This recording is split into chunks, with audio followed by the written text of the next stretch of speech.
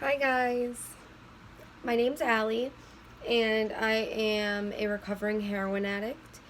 Um, I'm here to give you guys some insight on what it's like to be amidst a heroin addiction. I'm not glorifying or glamorizing heroin addiction at all. I'm just putting that out there. The things I say are how I truly feel deep down and the things that I've experienced. And I think a lot of other addicts have experienced and felt too. So I don't really remember any good dope days. Nobody could judge me more than I was judging myself. And to be honest, I didn't care what anybody thought of me except for my family. A little bit. Being a heroin addict came at a high price, but I didn't care. By the way, guys, I have some notes down here to keep me in order and keep me kind of on track. So if that's where I'm looking down. But anyway, yeah, heroin addiction came at a high price for me and I didn't care. You wake up every day with one thing on your mind, and the only thing that matters to you at that time is getting high, feeling better, running towards your sanctuary that is heroin.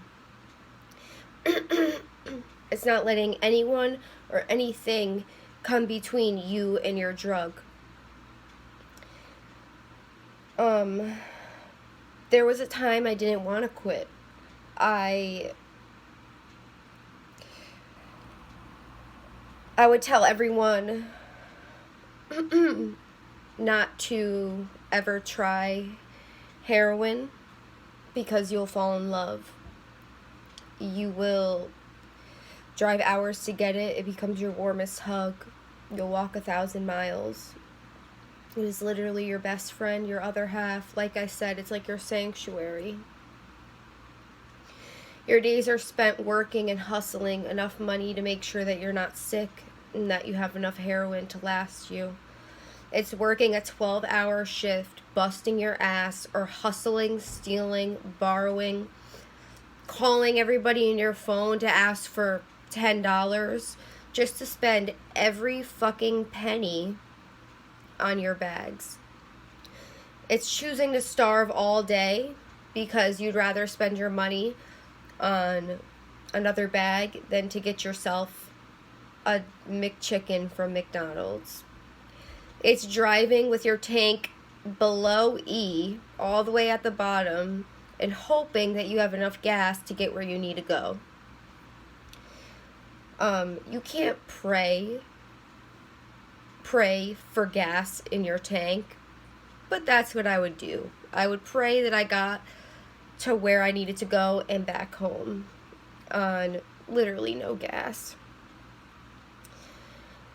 It's always being on somebody else's time. It's always calling your dealer and he's telling you 10 more minutes, 10 more minutes. It's never 10 more minutes. And every minute feels like an hour. And once that God forbidden sickness sets in, it feels even longer and more excruciating. First, it starts with a runny nose and chills. And then the cold sweats kick in. Hot, cold, hot, cold. You have goosebumps. Your stomach starts turning and turning. And that nausea sets in. You can't sit still. And then the vomiting starts. Diarrhea. Your bones feel like they're breaking. Your muscles are tense. Your legs won't stop moving no matter how bad you just want to lay down and sleep. You have that restless leg syndrome. The antsiness you feel deep inside of your stomach. That was by far the worst. The worst part of the sickness for me. You'd be shuffling back and forth in bed or pacing back and forth in a pool of sweat, your clothes sticking to your body. You already called all your dealers you knew, trying to front a bag or two, or begging for them to meet you, but you're on their time. It's being so sick and hopeless that you feel like ending it all.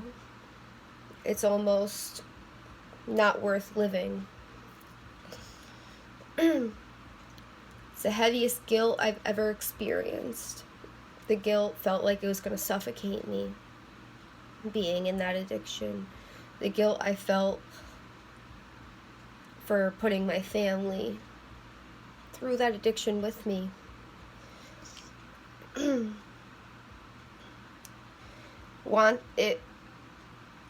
wanted so badly to stop for my own sanity and for my family's peace of mind. It's hearing your parents cry and beg for you to see through your dope fiend haze. It's your mother telling you she already planned whether or not you'd be cremated and where she would bury you. She was already thinking about your funeral, and she already expected to get that call. It's being too ashamed to show your face at any family functions or family holidays. And if you did go, it's leaving way earlier than everybody else to go cop, or leaving in the middle of your family visit and making an excuse as to why you have to leave and coming back. Heroin addiction is full of fake excuses as to why you need to run somewhere or why you need to leave real fast and come back. It's selling yourself short for the next bag of dope. It's begging on your hands and knees sometimes. Sometimes it's selling your body. It's looking yourself in the mirror and not knowing who you are anymore. And I can go on for days about this. Morals go out of the window during addiction. Well, at least for me it did.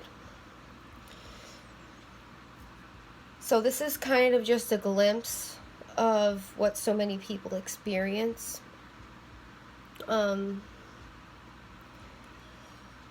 If you guys have any other video ideas, I would be so grateful if you could let me know what you guys want to see.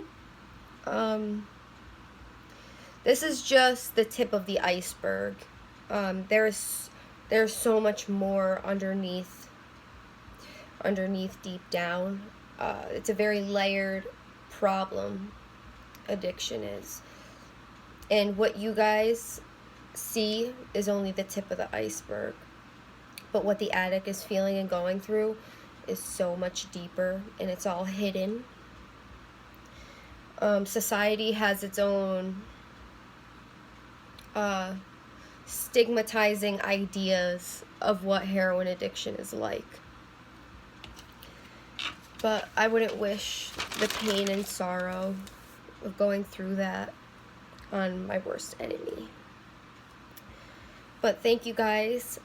If you could share this where you can, like and subscribe, that would mean the world to me, just to get my channel out there and let people know that they are not alone and that getting through everything I just talked about is possible. I think my next video I'm going to talk about my methadone program, and unless you guys want to hear something else, let me know. Thank you guys. Have a good day.